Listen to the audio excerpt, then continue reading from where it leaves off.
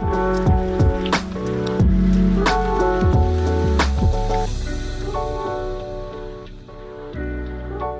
my name is Matthew Pfeiffer with Matt Pfeiffer Coaching. Welcome to my YouTube channel. On this channel, I create videos and content about toxic, narcissistically abusive relationships. If you have a question that you want me to answer, make sure you send it to justaskmatt@mattpfeiffercoaching.com. Again, that is justaskmatt@mattpfeiffercoaching.com. Make sure you keep the email 2 to 3 paragraphs max. Be very direct and to the point of what your question actually is. If it's too long, if it's too lengthy, unfortunately, I will not be able to get to it. Also, make sure you hit the subscribe notification and the bell notification so you're notified each and every time I upload a new video. I upload new videos on this channel 5 days a week, Monday through Friday. And if you need more help than what this video can provide, make sure that you click the links down below. This video and my channel are both sponsored by BetterHelp. You can connect with a BetterHelp therapist. You'll be able to get in a lot faster. It's oftentimes a lot more affordable as well. And because you're a friend of mine, you'll get 15% off your first month. With all that being said, let's get into today's email. Today's email comes from a person who has a friend who's struggling in a toxic, narcissistically abusive relationship. And oftentimes I get this question. It's a very, very common question. I think I may have answered a similar question to this before.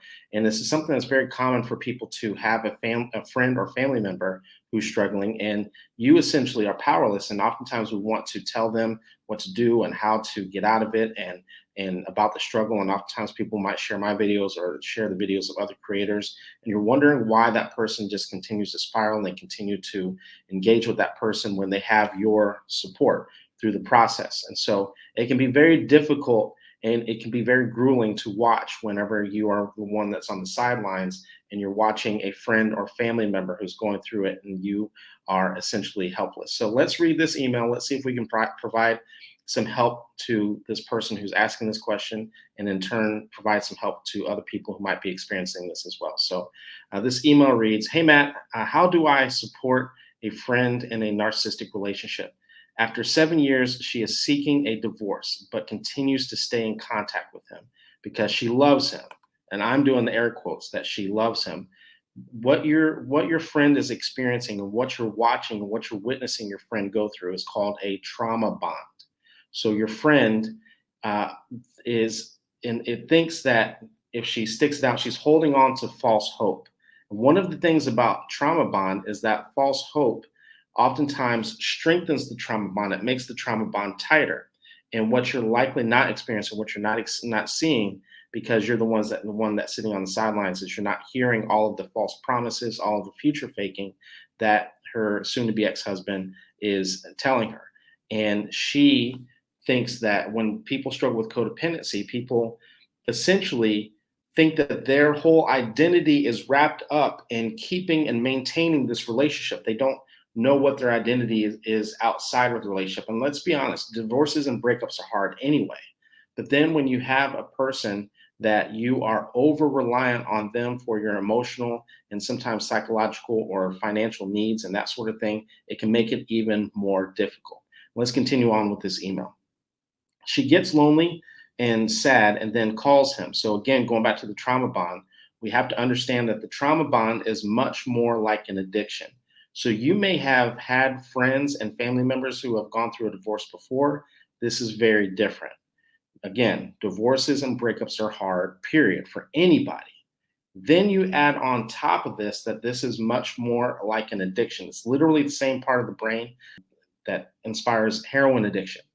So when she begins to leave, anytime she begins to leave and separate from him, she begins to crave him the same way that someone who struggles with a heroin addiction feels that withdrawal symptoms whenever they try to cut heroin, right? And so this is something that's deeply, deeply ingrained in her. And so there's a lot of false hope, a lot of false promise. And oftentimes when people begin to separate from people who are toxic or narcissistic, and they begin to experience this physical, emotional pain, and sometimes psychological pain, they think, and that addictive part of their brain tells them that the only way that it's gonna be solved is for them to get back with them, which obviously we know that that's not true.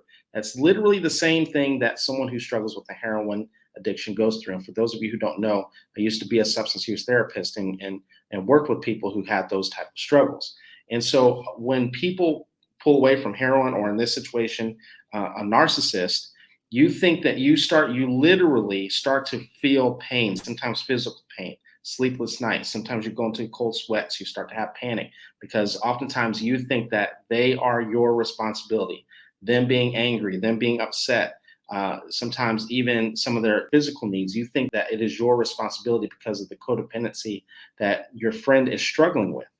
And so when you begin to separate, you start to panic because you're not doing the right thing and you feel bad for the other person because, again, you think that that other person is your responsibility. Let's continue on with this email. He truly used her to get a green card. That's very common. One of the things that people don't understand about narcissists, oftentimes people look at narcissists and they think that narcissists attack people who are weak, and they don't. Narcissists attack people who have something that you want, whether it be finances, whether it arm candy because it's a very good looking person, or in this situation, a green card. There's a goal that they want to obtain, right? There's a need, and they also see that the fact that this person struggles with setting boundaries. So they know that they can get it just by saying the right things, doing the right things, and they can kind of manipulate their way to whatever that end goal and that end result is. And unfortunately, with your friend, that happened to be a green card. So this email continues, and he truly used her to get a green card and is emotionally abusive towards her. I don't know how to stay supportive when I see her making bad decisions. And I cannot tell you how often I hear this story. I've had friends, I've had family members who have, and everyone who follows me knows that I've gone through this myself, where you're watching from the sidelines and you want to reach out. And sometimes you just want to shake the shit out of them, if we're being 100% honest. But the reality of it is that this has to be your friend's decision. It has to be her decision. One of the more difficult things when you are the friend or the supportive person who is sitting on the sideline is that is going to be a much longer process than what you would like for it to be. One of the things that you have to understand is that you don't have the emotional ties to her soon-to-be ex-husband. So it's easy for you to look from the sideline and say, just get rid of him, just leave, just do this, just do that, because you don't have the emotional ties. With her, she's going to have to grieve the loss of what the relationship that she thought she was going to have. She's going to have to grieve the I don't know if she has children, but assuming that she doesn't, because I haven't heard anything about children in the email, but she's going to have to grieve the loss of the dream of possible children or whatever fantasy that the narcissist built up with her. And it's a struggle. And so what happens is that as she begins to pull apart, not only does she still feel addicted and still starts to crave him because of the trauma bond, but also the narcissist doesn't want to lose control all at the same time. So your friend is still being manipulated, still being controlled, but she has to see it herself. So one of the things that I would encourage for you to do in a situation like this, and for other people who might be struggling in this situation where you're watching from the sidelines, watching a family member or a friend who is experiencing this, is that when they come to you, your role as the supportive person is to validate how they feel and validate their experience. Here's why. They do need the validation to know that when they come to you and they say, this person is emotionally abusive, this person is harmful, this person is this, they do need to hear you say that that's not okay, this is abusive, this is that. However, one of the things where we need to draw a line, and this is vital for you as her friend, it's vital for you to not push. And this is where people who are on the sidelines, friends and family, make some big mistakes. They begin to push. Yeah, he's a narcissist. He's this, and they begin to push. You should just leave him.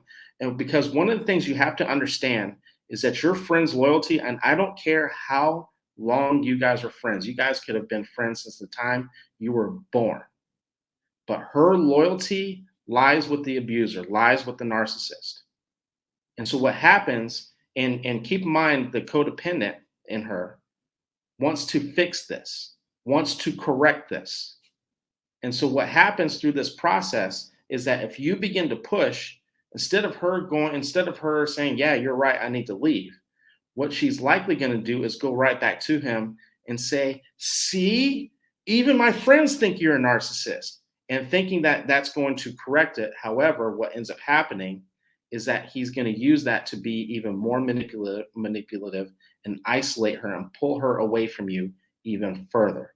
They're just jealous. They just don't like what we have. See, they're the reasons why we're getting a divorce. I knew that you had someone that was influencing you, and that's the type of thing that she would likely hear if you continue to push. So, as difficult as it is, you have to allow for her to come to you.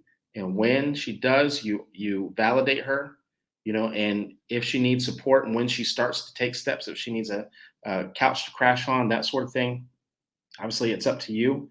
But understand that this is going to be a struggle for her. And also, she's going to have to be the one to do the work, and the decisions have to be hers. So thank you very much for writing in. Anyone else who has a question that you would like for me to answer on this channel, make sure you send it to justaskmatt@mattpfeiffercoaching.com. Again, that is justaskmatt@mattpfeiffercoaching.com. Just make sure you keep the email 2 to 3 paragraphs max. Be very direct and to the point of what your question actually is. If it's too long, if it's too lengthy, unfortunately, I will not be able to get to it.